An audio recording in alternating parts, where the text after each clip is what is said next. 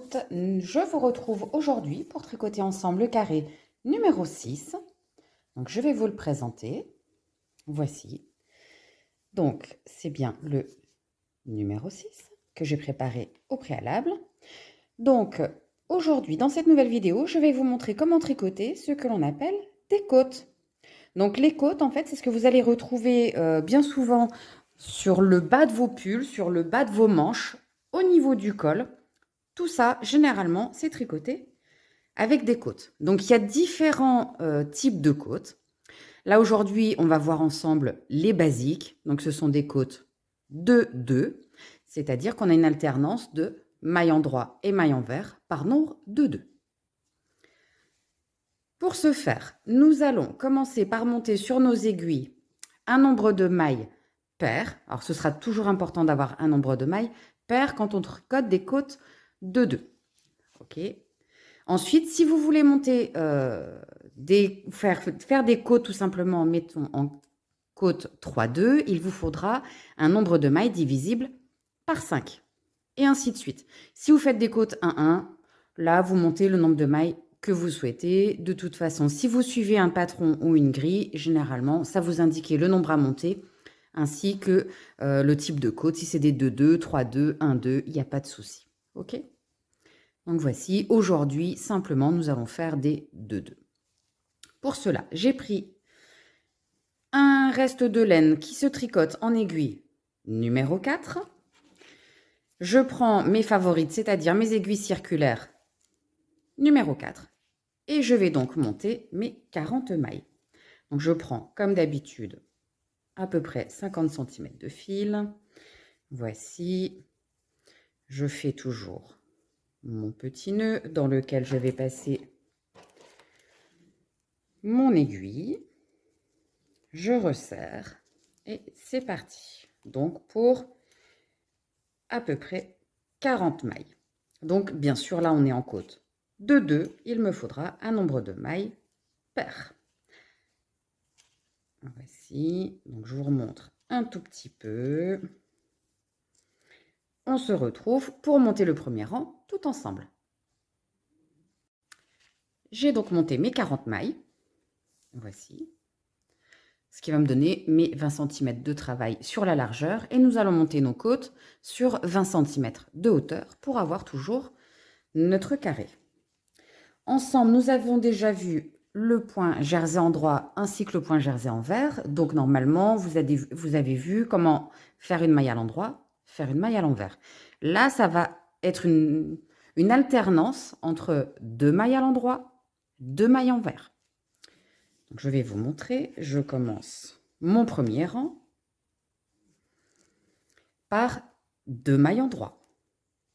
Donc, je pique mon aiguille de gauche vers la droite en passant dessous mon aiguille gauche. Je passe mon fil, je ressors. Je fais une deuxième maille à l'endroit. J'ai fait 2 mailles endroit. Je vais prendre mon fil qui est attaché à ma pelote, mon fil de tricot. Je vais contourner mon aiguille toute seule. Vous voyez, donc j'ai mes aiguilles comme ceci. Je vais passer mon fil pour le faire revenir vers moi. D'accord ? Là, normalement, il est vers l'avant. Je le passe à l'arrière. Je vais pouvoir tricoter 2 mailles envers. 1 et 2. Voilà, donc j'ai bien mis 4 mailles, 2 à l'endroit, 2 à l'envers. Je repasse mon fil vers l'avant du travail et je vais tricoter 2 mailles à l'endroit. 1 et 2. Je ramène mon fil de nouveau vers l'arrière, donc vers moi. Je vais tricoter 2 mailles à l'envers. 1 et 2. On recommence, fil vers l'avant, 2 mailles en droit. 1 et 2. Fil vers l'arrière, 2 mailles envers. 1 et 2. Et en fait, mon fil, voilà, quand je veux travailler 2 mailles en droit, je le passe vers l'avant du travail. Je fais mes 2 mailles.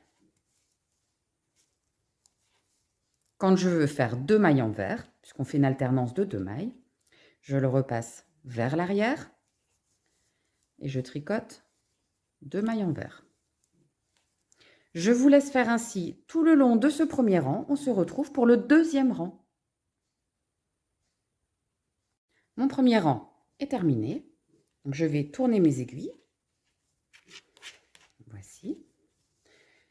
Et je vais vous expliquer comment faire votre deuxième rang. Donc là, quand on a fait le premier rang, apparaît déjà un peu le dessin de nos côtes. Alors, on ne voit pas très bien. Là, par exemple, je vois bien que ça me fait 2 petits V pour commencer, suivi de 2 petites vagues. 2 petits V, 2 petites vagues. OK ? Donc, comme depuis le début des vidéos, quand on voit les petits V, c'est que nous sommes sur l'avant du travail. Quand nous voyons des petites vagues, c'est que nous sommes sur l'arrière. Les côtes, c'est une alternance donc de mailles avant, de mailles endroit et de mailles envers. Là, pour le deuxième rang, vu que mes 2 premières petites mailles montrent des V, ça veut dire que je dois tricoter des mailles endroit. Et en fait, c'est comme ça que je vais me repérer pour tous mes rangs. Vous voyez, quand je verrai des petits V, tout simplement, je tricoterai mes mailles à l'endroit. Quand je verrai des petites vagues, comme la numéro 2 et la numéro 4 ici présentes, je tricoterai mes mailles à l'envers. Donc là, c'est parti. Donc mes 2 premières mailles présentées un V, je vais les tricoter à l'endroit. Je repasse mon fil vers l'arrière de mon travail. Je tricote 2 mailles envers.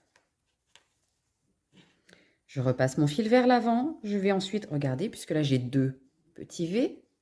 Vous voyez, ici et ici. Je vais tricoter mes mailles à l'endroit.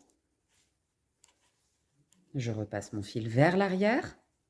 J'ai bien 2 petites vagues. Alors, voilà qu'on voit mieux. Je vais donc tricoter mes mailles à l'envers. Donc, mon fil est bien vers l'arrière. 1 et 2.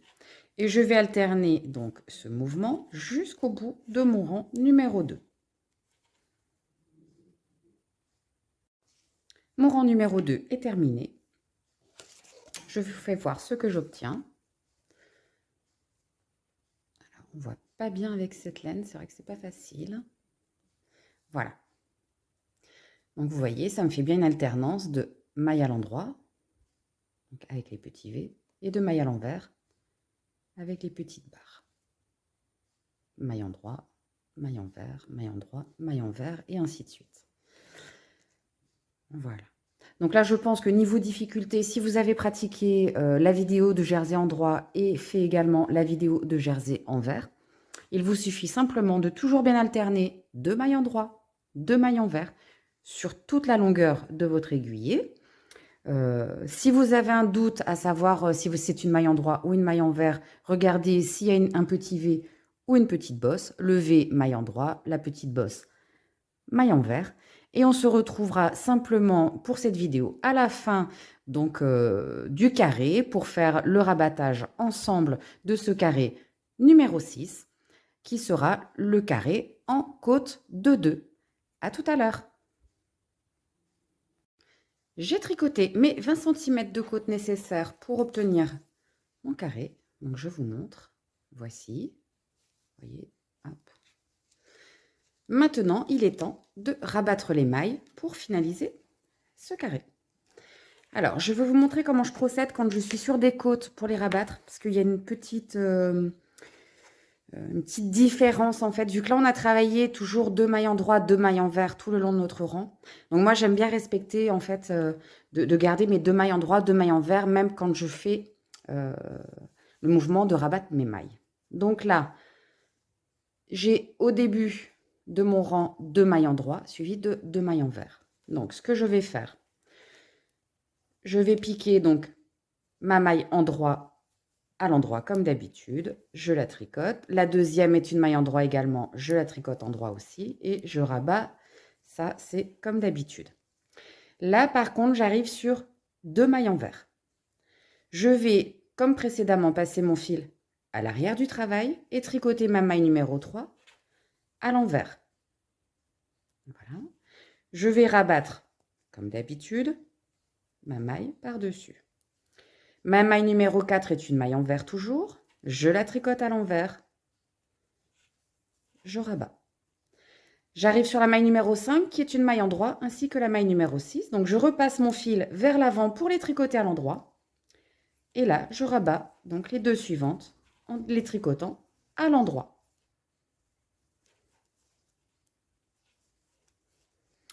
Les deux suivantes sont des mailles en vert. Donc je repasse mon fil derrière. Je tricote à l'envers et je rabats. Je vais faire comme ça pour tout le rang. En fait, en fonction de comment se présente ma maille, si c'est une maille en droit qui se présente ou une maille en vert, je la tricote dans l'ordre, dans le sens à laquelle elle aurait dû être tricotée, donc à l'endroit ou à l'envers.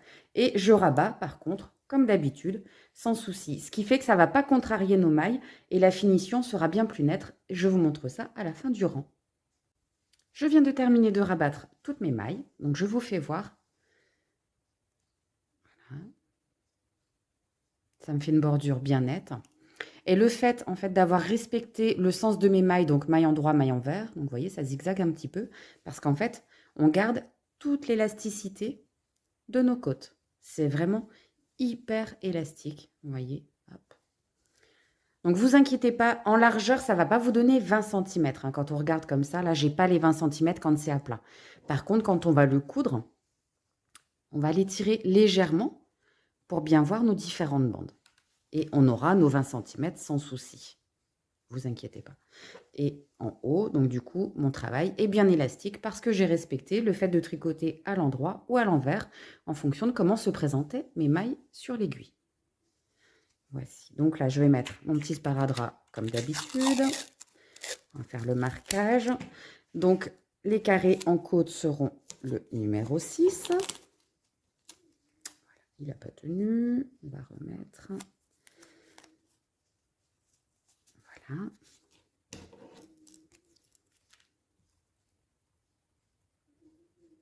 Hop.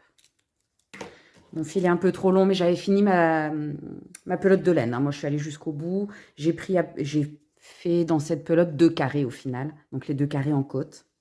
On va raccourcir un peu.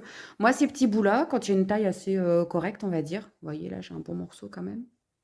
Je ne les jette pas. Parce que vous verrez que quand on va faire l'assemblage de nos carrés, donc d'ici quelques temps, ce sera utile pour faire les petites coutures sur les côtés.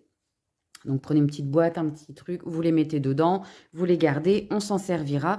Moi, généralement, j'ai pour habitude de ne rien jeter, de ne rien gâcher, parce que tout est réutilisable en tricot. Quand c'est des petits bouts comme ça, je peux faire aussi quand je fais des petits sujets ou quand je fais des petits porte-clés. Ça me sert également pour rembourrer mon ouvrage et pour donner du volume. Donc, moi, en général, je ne jette rien.